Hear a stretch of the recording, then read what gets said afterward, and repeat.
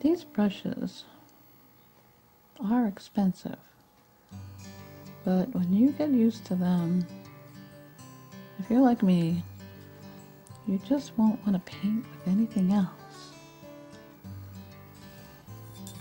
Alright, I've got the paint thinned down quite a bit here. Sometimes I use it even thinner than this. I don't know if this is going to be the right consistency for what I want to do now. I'm just going to find out here in a minute. It seems maybe just a tad bit too watery, but well, let's see. See what happens. Oops. Now, all right, let's load the brush with the retarder and blot, and then just pick up a tiny bit of paint with the very tip of the brush, and then start to apply it. See, by adding paint to just the very tip of the brush, you have a lot better control. You don't get a big puddle of paint onto our work as we're working. Just the tip of the brush in the water, that watery paint. And I'm just adding the outer rim of the iris, equidistant from the center of the pupil. And it's going on very, very light because it's very watery. That's okay, because I want to go at it very gradually, making changes and fixing mistakes as I go.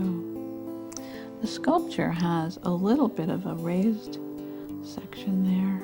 Sometimes I actually sculpt the eyeballs a little bit when I'm working on a sculpture.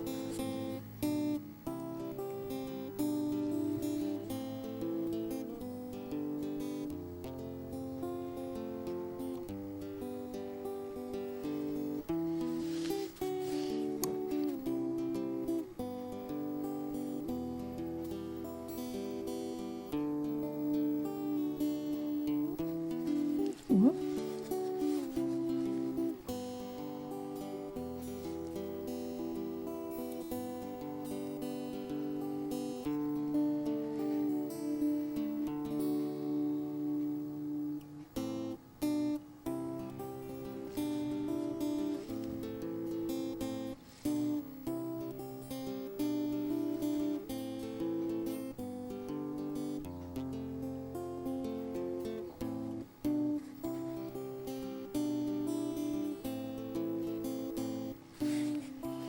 Keep going over it.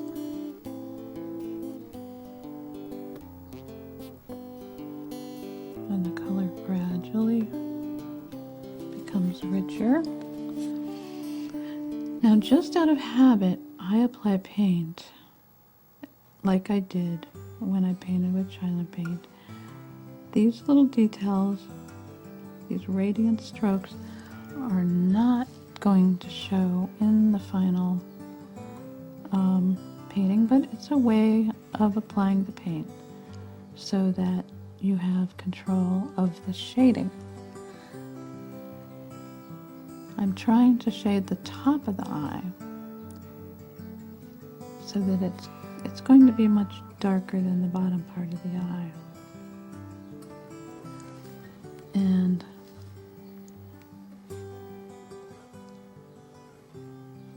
of course the outer edge is darker.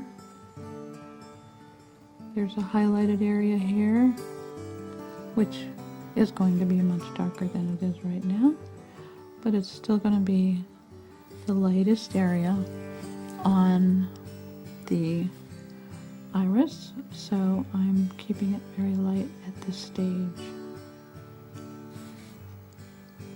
Just adding color a little bit at a time, so I can really see what kind of expression and what kind of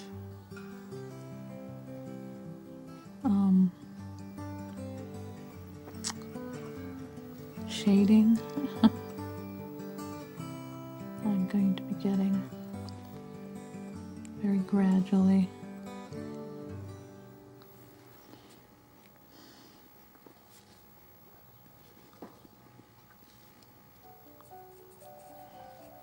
Stir up the paint. I'm going to reload my brush now. I'm going to swish it in the water to get all the paint out. I'm going to blot it on the towel. Take some tartar, blot that on the towel, and then pick up a little bit of paint with the very tip of the brush, just the very tip of the brush. And then, oop, that's a lot of paint, even though it was just the tip of the brush. Got quite a bit of paint and water.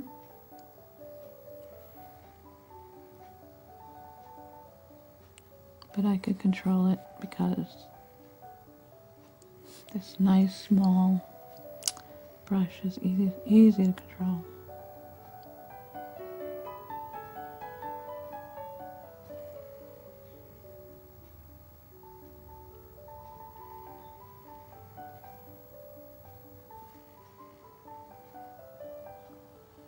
You know, I really should start deleting some of the stuff from that camera. Sometimes I add a little bit of shadow on the whites. What the heck, you know? It's all the same color.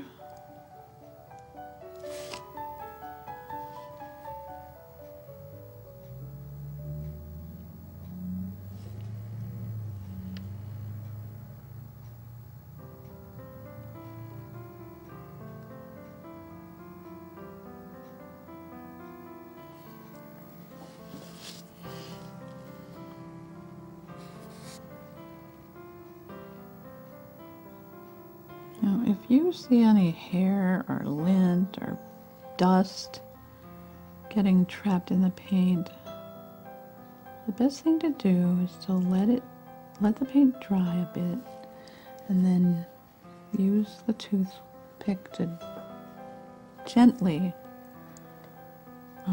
remove that debris from the paint.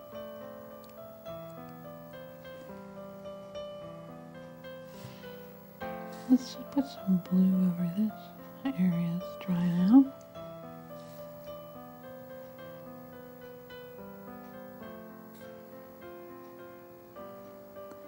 That one might want to be a little bit more of a curve right there. A little more of a curve right there. I should take a look at that original doll. See how I'm doing. I think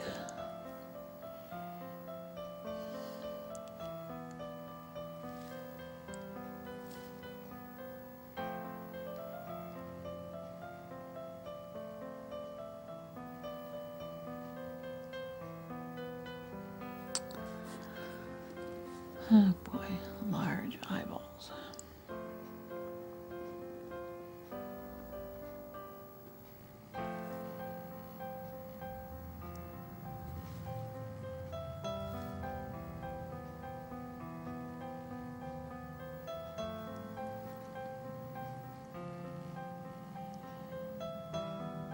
I like when you mix blue and brown, how it almost makes black.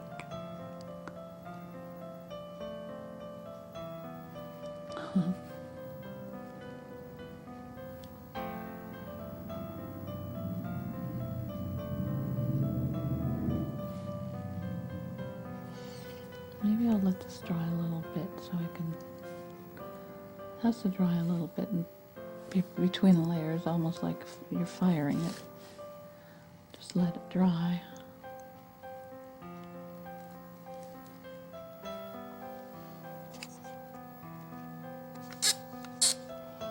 I was just studying this picture and comparing it to what I have painted so far, and I see some changes that I want to make. I think I've gotten a little bit too wide. I need a little bit more white. I'm looking at the shape of this white and the shape of this white.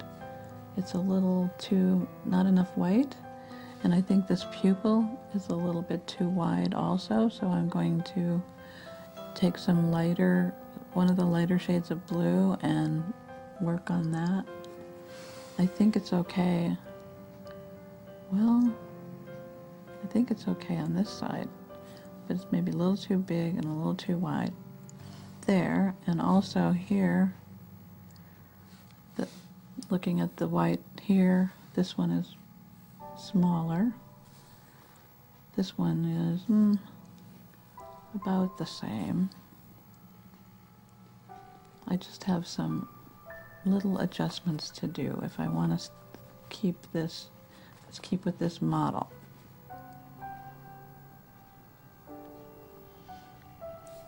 This one has pupils and irises that are about as big as you would want to go, and I think I'm going a little bit bigger yet here, so I'm going to reduce those by adding some lighter paint or medium paint, because like I said, you can paint over, go into a paint that's the similar color and then paint over. You can paint light over a darker color and cover it up. And that's how we do a lot of our correcting. So I need to get my wet palette back. Okay, here I go, trying to correct some places where the shape of the iris is getting a little too wide.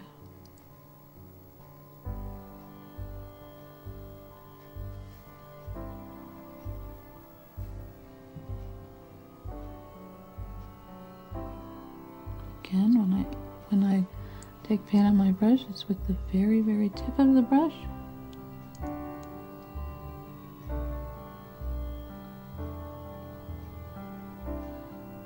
I can add that shading back in later if I need to.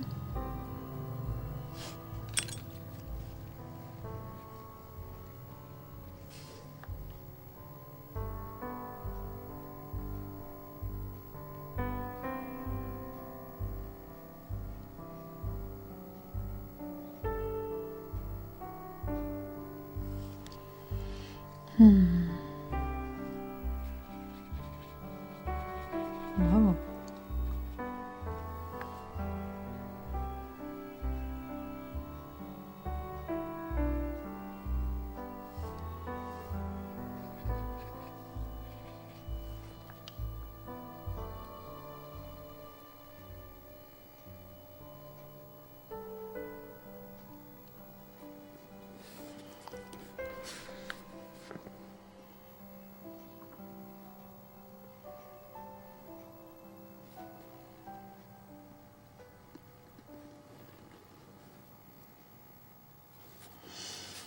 Now here,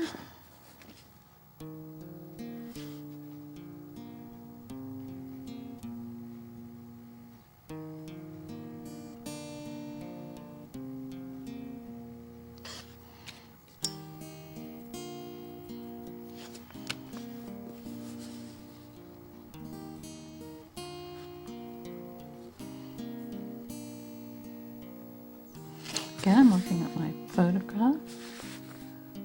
I'm looking at the shape of the white part, shape and the size on both sides. I'm using that as my model and doing this other head.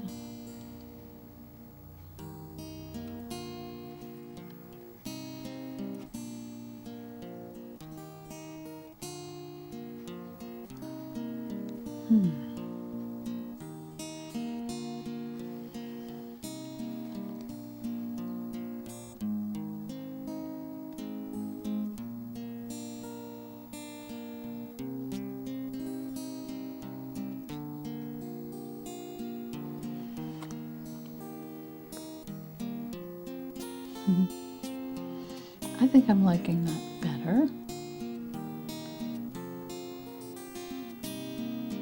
Still got a long way to go, but it's starting to look more realistic.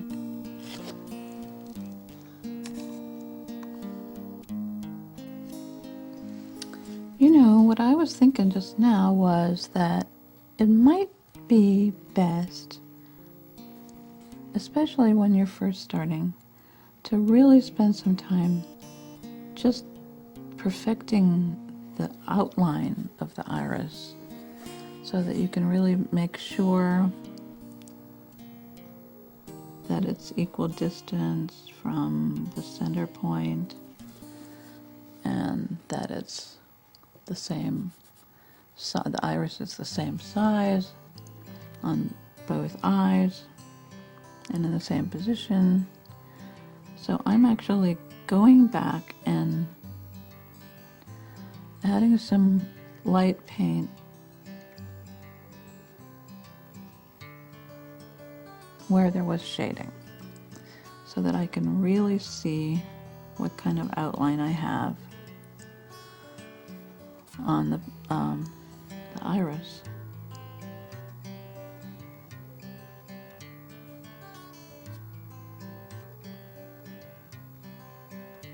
And when I'm satisfied with the outline, then I can go back and do the shading. I think that might be the way to go.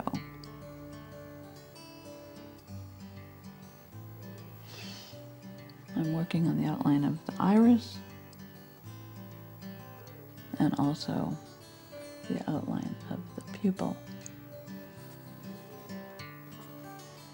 using my lightest color on my palette in very small amounts.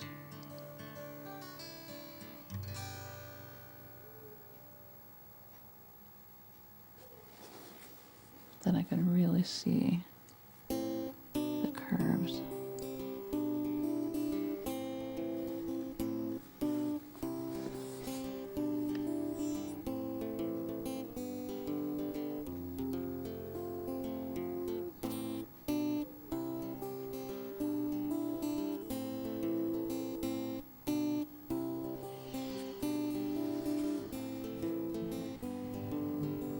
Now, one thing that my students have had trouble with was they were not comfortable with this idea that this eye is closer to the corner, turned in, where the white is barely visible, or maybe not even visible at all, that the iris comes all the way to the corner of the eye, and this one has white on both sides. There's something objectionable about that whole idea to a lot of people. So I'm warning you that you might have to really force yourself to do that, even though something is telling you it's not right. Don't listen to that voice. That's your left brain. It has a certain way of thinking about things. Okay. Or maybe you were taught to put them in the center, both eyes in the center. Okay. When you take the shading away, that stary quality increases. We need the shading to start getting a more realistic expression